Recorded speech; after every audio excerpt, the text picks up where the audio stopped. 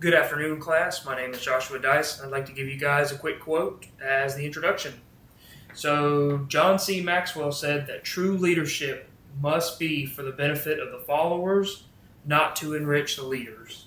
So, this case analysis was given to us to dissect Crimson Tide, a movie that came out in 1995, and it portrays two main characters, one being Captain Ramsey, who is the captain of the ship, the USS Alabama, and then number two is Lieutenant Commander Hunter, which is his second in command, his XO. So it places these two very important, very powerful men on this ship, the USS Alabama, in a very turbulent time, coming off the heights of the Cuban Missile Crisis. Nuclear weapons were involved, so high stress, high maintenance environment.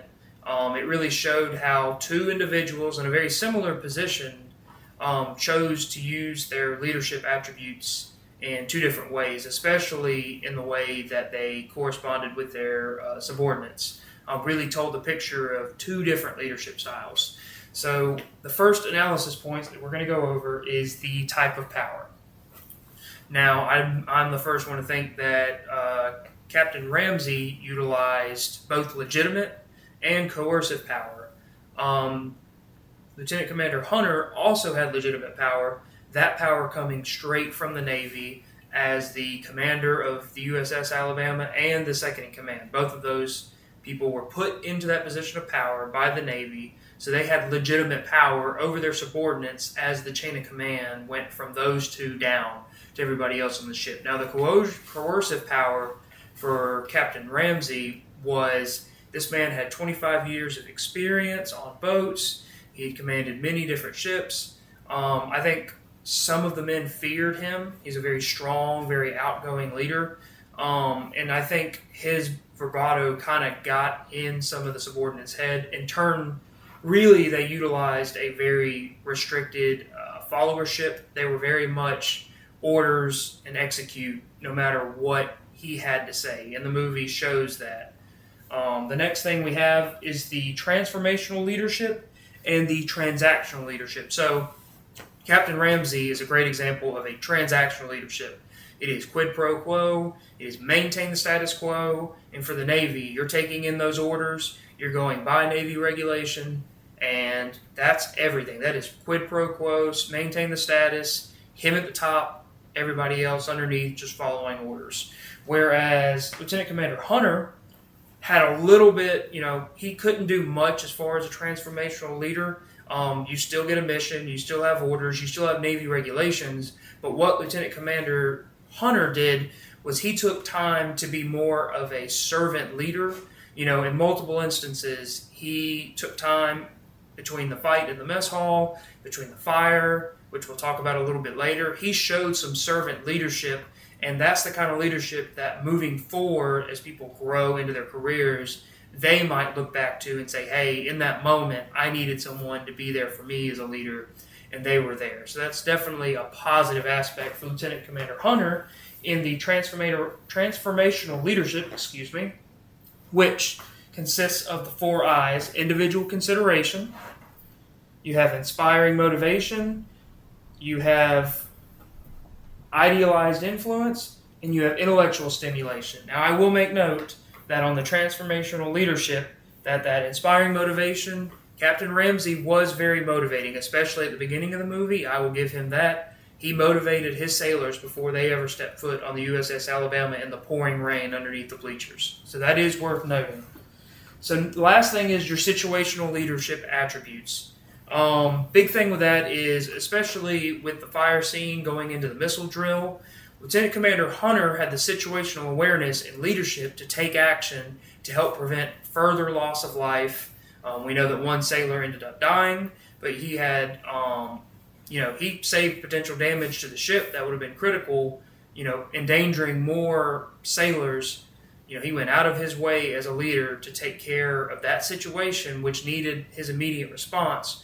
Whereas Captain Ramsey decided to utilize the chaos and could be used in a positive manner, but with a sailor with smoke inhalation eventually passing, most people would say, to include Lieutenant Commander Hunter, that that was just the wrong time for that type of action and that type of learning situation. So next we're going to go into the followership, which goes into Kelly's two-dimensional model of follower behavior, which you have alienated followers, effective followers, sheep, yes people, and survivors. So Lieutenant Commander Hunter the whole time showed that he could be an effective follower. Again, time and time, he wanted to enhance the situation to the best of his ability. He looked to take care of people in the best of his ability. He is a follower of Captain Ramsey. That is his boss. But he also was not afraid to step up to Captain Ramsey and tell him where he felt that he was a little short and where he put sailors in potential damage. Whereas, again, going back to the coercive power of Captain Ramsey, he had yes people, he had sheep. That's all that they were to him. He utilized that authoritative leadership, autocratic leadership as well. It was him and it was everybody else. So, we're going to turn the page.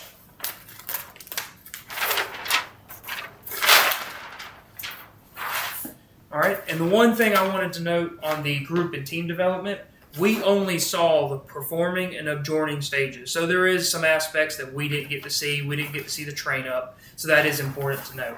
So some of the positive and negative leadership, to emulate and not to emulate, you have the fire scene with Lieutenant Commander Hunter, where he is a participative and a servant leadership, taking care of those soldiers.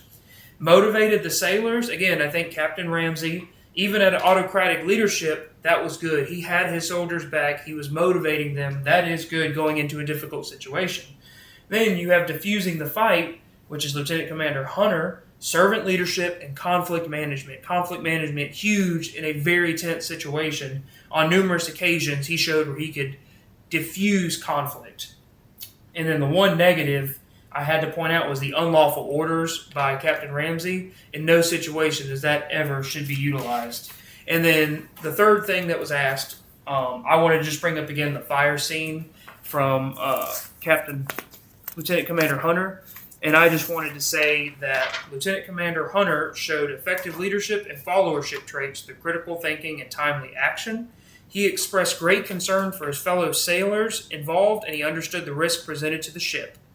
Captain Ramsey showed his unwavering autocratic leadership by conducting the missile drill in the middle of an actual crisis, one sailor dying. So these are all very valid points that need to be taken when you consider the leadership analysis of Crimson Tide. So just want to shout out my wife. If I wrote this, you couldn't have been able to read it. Thanks, guys, and best of luck to everyone through the rest of this course. Have a wonderful day.